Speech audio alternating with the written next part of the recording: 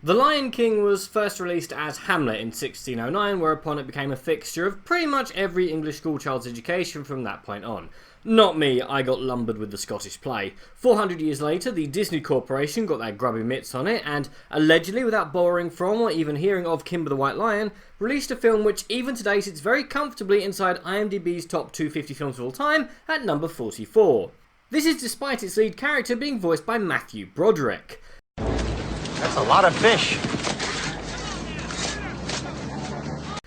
And yet, despite that insane drawback, watching this film again this weekend, I was blown away by this absolute masterpiece and how well it's held up as arguably the best animated film that Disney ever made, and definitely its last great animated masterpiece. I laughed, my nephew cried, and I reaffirmed my truth that animated films don't age.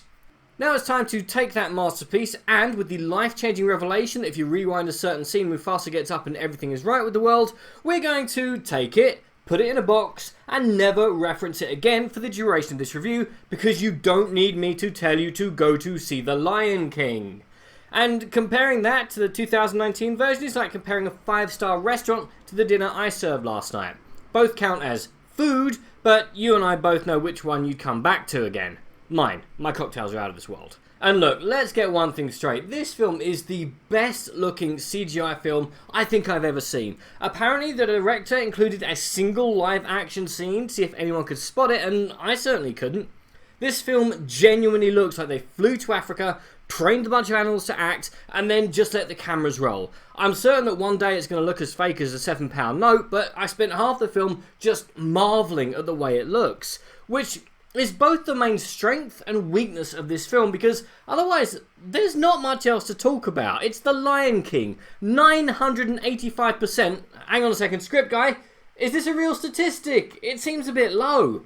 Of the cinema-going public know the plot, and this film has beat for beat and almost frame for frame remakes of scenes with one clear difference. The whole thing is a photorealistic film about a bunch of lions, and lions, well, they're not really known for their acting skills. The animators probably did what they could, but when some seriously realistic looking lions start singing, and to be honest, pretty much all the songs appear to have been forced in against the director's will as he tries to get them over with as quickly as possible, the whole thing just seems slightly bizarre. The film's shot so realistically there's no chance for any dynamic lighting or shading or any of the dynamic numbers surviving the change. It might have been a better idea to just strip out the songs entirely and letting the story stand by itself. After all, it's done pretty well without songs for some 400 odd years. But back to the cast, and with the exception of Seth Rogen, who instantly needs half of his lines cut as they serve no purpose and are simply there because films have recently become terrified of silence for some as yet unknown but agonising reason, the rest do what they can and they're pretty good. Some actual voice actors would have been great, but why hire someone that the public have never heard of when an alleged budget of $260 million means that you can hire Beyonce, Donald Glover, and James Earl Jones? The film did do one or two things that I found cool. We actually see what happens at Pride Rock when we didn't previously, and some characters get some slightly different motivations, which means that they're more developed than had previously been the case. But the trouble is, well, the animals just can't emote that well. Scenes that should elicit an emotion from me just didn't. This film feels like a product. Like the other two live-action remakes that came onto cinemas this year, it doesn't feel like it exists because Disney wanted an exciting new take on a classic story, or they're circling the drain and desperately need some hits to keep the wolves from the door because Disney owns everything. It feels like they wanted to show off their shiny new tech, and The Lion King was the obvious choice.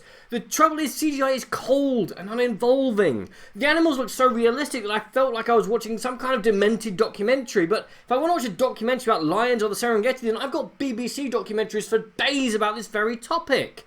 I mean, there's nothing wrong with this film, but once the graphics inevitably age, there's nothing to come back to. There's padding where there doesn't need to be any, celebrities where there should be voice actors, realism where there should be fantasy. This film is a product designed to make $1 billion in ticket sales, double that in merch, and then be forgotten about in time for the next product that's designed to make $1 billion, shift toys, and then be forgotten about. Because films aren't designed to be treasured anymore, they're just disposable products. It's true that this is an advancement in CGI, but that's all it is. It won't be remembered in 20 years. Hell, I won't remember it in 20 minutes, which is exactly how I felt about pretty much every big film this year, apart from Hellboy. That film is scarred into my retinas.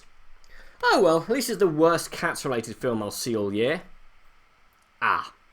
Anyway, if nothing else is on, check this out. And which film would you like to see given the $250 million big budget remake treatment? Comment below, let me know. I'm Daniel, Spinner Dunking. If you enjoyed this video, please like, share, and subscribe.